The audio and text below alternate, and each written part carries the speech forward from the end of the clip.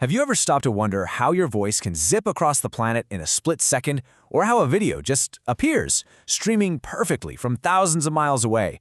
Well, it turns out that every single piece of modern digital communication, from a text message to a satellite link, it all follows the exact same blueprint. So today, let's follow the perilous journey of a digital signal. So, what is that big secret? It's not some crazy complicated equation. It's actually a single, really elegant diagram that maps out this universal path. It's the story of how an idea leaves your head, battles its way through a very dangerous world, and then gets reborn perfectly on the other side. And we're about to walk through it step by step. And this is it. This is the master plan. This is the fundamental blueprint for pretty much all digital communication. It might look kind of simple, but trust me, every single one of these blocks is a critical mission in our signal's journey from you to wherever it's going. So think of this as the signal's story arc. It starts as an idea, right? Then it gets converted, prepared for its big trip by the transmitter. It has to survive this trek through a treacherous channel, gets rescued by the receiver, and then, finally, it gets translated back so we can understand it. Let's break down that first leg of the trip. Okay, before any message can actually be sent, it has to be packaged up properly. You can think of this stage as mission control. This is where an idea, or maybe a sound from our physical world, gets translated and basically put into a spacesuit for its hazardous journey through the electronic world. The very first thing you need is a translator, and that is the job of the input transducer. A microphone, for example, it hears your voice and it turns those sound waves into electrical voltages. A keyboard feels you press a key and turns that physical motion into a signal. This device is the crucial bridge between our world and the digital one. All right, once we've got that electrical signal, the transmitter takes over. And its job is, well, it's absolutely critical. It's not just blindly sending the signal out. No, it's more like a mission planner.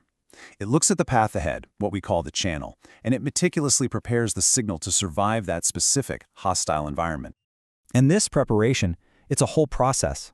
First, the transmitter takes our smooth, analog information and chops it up into digital ones and zeros. Then, it does something really clever. It adds a kind of protective armor. These are extra bits of code that are going to help the receiver find and fix mistakes later on. Finally, it packages it all up onto just the right frequency for the channel it's about to travel through. It's kind of like tuning your radio to the right station. So the message is prepped, it's armored up, and it's ready to go.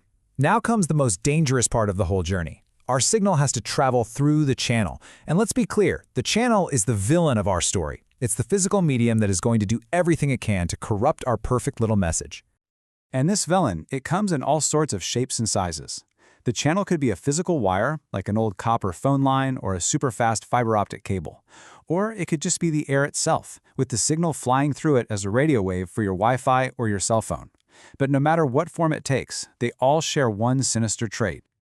This is basically a fundamental law of physics. Nothing travels for free. Every single channel, whether it's a wire or the air or the deep sea, will mess with the signal. It adds random noise, it makes the message weaker, and it generally just scrambles the information. Just look at this. On the left, you can see that perfect, pristine signal that our transmitter sent out. But after it gets into a fight with the channel, what arrives is that mess on the right. It's a weakened, distorted shadow of what it used to be. So, how in the world can you recover anything from that? Well, just when it seems like all hope is lost, our story's hero arrives on the scene, the receiver. Its job is to look at that corrupted, noisy mess that crawled out of the channel and perform what is basically a technological miracle, to figure out exactly what was sent in the first place. The receiver has one mission, and one mission only, to perfectly undo all the damage that the channel just did. It has to filter out all that random noise, it has to compensate for the distortion, and it has to amplify the weakened signal to rescue the original information that's buried deep inside that mess. And because that rescue operation is so incredibly difficult, the receiver is almost always the most complex, the most sophisticated, the most computationally intense part of any communication system. This is where some of the most brilliant engineering on the planet happens. So how does it pull it off? How can it possibly fix a signal that's been so badly mangled? Well, the answer lies in this really profound, really powerful advantage of going digital in the first place. This is the big aha moment of the whole story. Seriously, think about it for a second. If you take a blurry photograph and make a photocopy of it, you just get an even blurrier copy, right? You can't magically make it perfect again.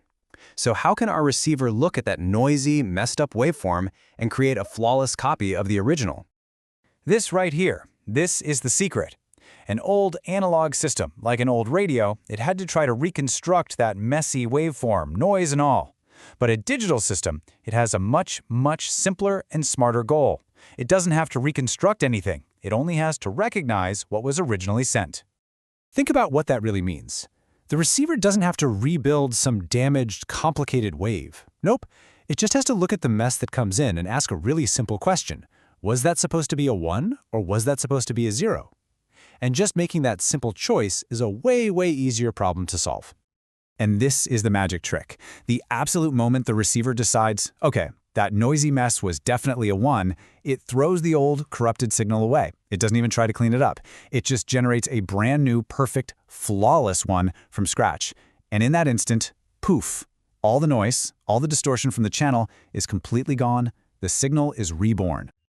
So our signal has been rescued, it's been perfectly restored. There's just one last step to complete its journey and, bring the message all the way home. The last piece of the puzzle is the output transducer, and it does the exact opposite of what the input transducer did at the start. It takes that perfectly clean stream of 1s and 0s from the receiver and translates it back into our world, turning those electrical signals back into sound from a speaker, or pixels on a screen, or the words in an email. So there you have it, the complete hero's journey of a digital signal. It starts out as just an idea, right?